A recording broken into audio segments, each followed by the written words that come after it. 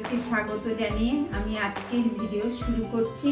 আজকে আমি বানাচ্ছি সাবু দিয়ে ম্যাঙ্গো জুস।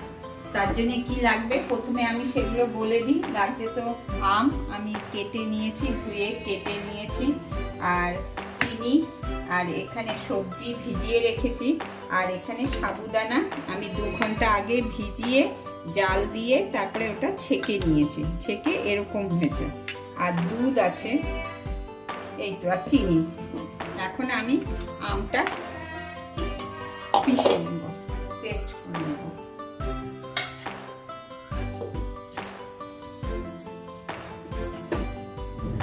এখন এর মধ্যে আমি একটু চিনি দিয়ে দিই, আর এই যে দুধটা আছে একটু দুধ দিয়ে আমি আবার একটু ঘুরিয়ে নিই। এখন এটা হয়ে গেছে পেশানো, এখন আমি এটা ঢেলে নিব।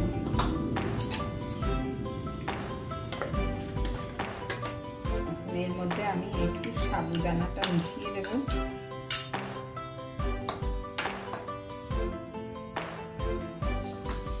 এই যে সবজিটা আছে সবজিটা মিশিয়ে দেব।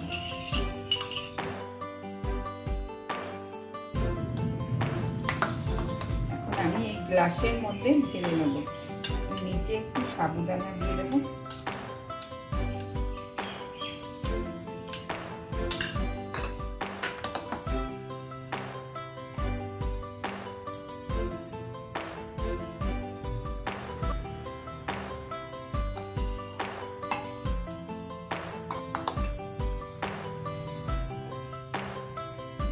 উপর দিয়ে একটু আমটা দিয়ে দেবো।